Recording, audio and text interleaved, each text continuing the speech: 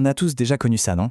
Cette sensation, tard le soir, quand les pages d'un livre semblent se tourner toutes seules et que l'idée même de s'arrêter pour dormir est juste impossible. C'est une expérience presque magique. Mais en réalité, ce n'est pas de la magie. C'est une technique, un art bien précis. La vraie question, c'est celle-là. Qu'est-ce qui fait la différence entre une histoire qu'on lit, tranquillement, et une autre qui nous agrippe et ne nous lâche plus? Eh bien, la réponse se cache dans un concept invisible, mais incroyablement puissant, le tempo narratif. Le tempo narratif, c'est en quelque sorte le rythme cardiaque du roman. C'est la vitesse à laquelle les infos nous sont données, à laquelle les événements se déroulent et surtout à laquelle la tension grimpe. L'auteur, dans ce jeu, n'est pas juste un conteur, non. C'est un véritable chef d'orchestre qui contrôle chaque pulsation de son récit. Alors, comment ce chef d'orchestre s'y prend-il pour nous captiver comme ça? Attention, il ne s'agit pas juste d'enchaîner des scènes spectaculaires, c'est beaucoup plus subtil. En fait, l'une des erreurs les plus fréquentes, c'est de croire que l'action non-stop, c'est ça la clé. Et voilà le grand paradoxe, une frénésie constante, une explosion après l'autre. Eh bien, ça finit par devenir monotone. Oui, ennuyeux. Le cerveau s'habitue à l'adrénaline et l'effet s'estompe. La véritable maîtrise du rythme, elle ne vient pas de cette action constante, mais d'une alternance vraiment intelligente. Pour créer un rythme qui nous happe, il faut savoir jongler avec deux types de scènes qui sont au fond très différentes mais parfaitement complémentaires. On a d'un côté les scènes d'action et de l'autre les scènes de réflexion. C'est leur équilibre qui crée toute la dynamique. D'un côté, on a le sprint, les scènes d'action. Ça, c'est l'adrénaline à l'état pur, le danger immédiat, la survie qui se joue à la seconde près. Et de l'autre côté, on a le moment pour reprendre son souffle, les scènes de réflexion. C'est là que les personnages, et nous avec, on analyse, on planifie, on digère ce qui vient de se passer. Et ce qui est fascinant, c'est que la tension, elle, ne disparaît pas du tout. Elle se transforme. On passe du danger physique à l'angoisse de l'anticipation. Cette analogie de la respiration, elle est juste parfaite. Une histoire qui ne ferait qu'inspirer, avec une action non-stop, deviendrait vite épuisante, intenable. Et à l'inverse, une histoire qui n'expirerait jamais manquerait de souffle.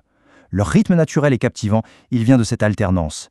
L'inspiration, l'expiration. L'idée à retenir, c'est que l'attention n'est pas une ligne droite, c'est une vague. Bon, au-delà de cette alternance de scènes, l'auteur a dans sa boîte à outils des choses très concrètes pour manipuler le rythme, directement dans le texte. La longueur des chapitres, par exemple, c'est une arme redoutable. Ce n'est jamais un hasard. Des chapitres courts, ça crée une dynamique complètement addictive. On se dit tous, allez, juste un de plus, et hop, le rythme de lecture s'accélère. C'est parfait pour une fin de roman haletante. À l'inverse, les chapitres plus longs, eux, favorisent l'immersion. Ils permettent de construire une tension plus profonde, plus psychologique, de développer des atmosphères vraiment complexes. La clé, bien souvent, c'est de savoir varier entre les deux. Mais on peut aller encore plus loin, descendre jusqu'au niveau de la phrase. Écoutez bien le rythme de cet exemple. La porte explosa. Des éclats de bois volèrent. Elle plongea derrière le canapé. 3 coups de feu. On entend, n'est-ce pas? Chaque phrase est un battement de cœur, un flash. Le rythme est presque physique, il mime la panique du personnage. Maintenant, écoutez la même scène, mais avec une structure de phrase complètement différente. La porte explosa dans une pluie d'éclats de bois qui volèrent dans toutes les directions, et elle lui appelle le temps de plonger. L'effet n'a plus rien à voir.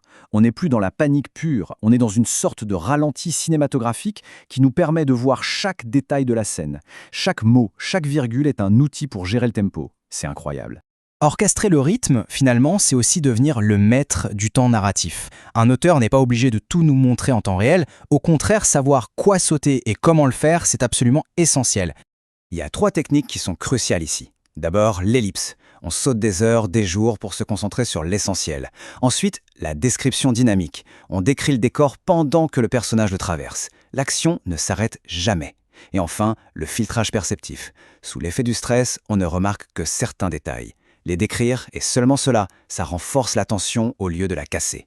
En bref, un bon auteur ne raconte pas le temps, il le sculpte à sa guise. Ok, maintenant, on prend un peu de recul et on assemble tous ces éléments. Parce qu'au-delà du rythme d'une phrase ou d'une scène, il y a le rythme global du roman, sa grande structure. C'est là qu'on assiste à une véritable symphonie de l'attention. On peut carrément visualiser ce rythme global comme une carte de l'attention. Un roman bien rythmé, en général, suit une courbe ascendante. L'acte 1, il pose les bases. L'acte 2, il alterne progression et complication avec des pics de tension de plus en plus hauts. Et l'acte 3, c'est l'accélération finale, non-stop, jusqu'au climax. Ce qu'il faut vraiment retenir, c'est que ce rythme ne doit rien au hasard. C'est une construction délibérée, pensée de A à Z. Chaque nouveau pic de tension doit être plus fort que le précédent pour que l'enjeu ne cesse de grimper. Et bien sûr, le rythme auquel on nous donne les informations est tout aussi important. En donner juste assez pour nous satisfaire, mais surtout pour créer de nouvelles questions. Au final, toutes ces techniques, de la simple longueur d'une phrase jusqu'à la grande structure en 3 actes, n'ont qu'un seul et unique but. C'est de créer cette expérience immersive, irrésistible, qui nous fait tourner les pages les unes après les autres, qui nous fait complètement oublier le temps qui passe. Alors, la prochaine fois qu'un livre nous tiendra éveillés toute la nuit, au lieu de parler de magie, on pourra peut-être parler de maîtrise. La question ne sera plus pourquoi est-ce que je n'arrive pas à le lâcher, mais plutôt comment ce chef d'orchestre a-t-il réussi à me capturer aussi brillamment dans sa partition. Reconnaître l'artifice, c'est peut-être ça le début d'une toute nouvelle forme d'admiration.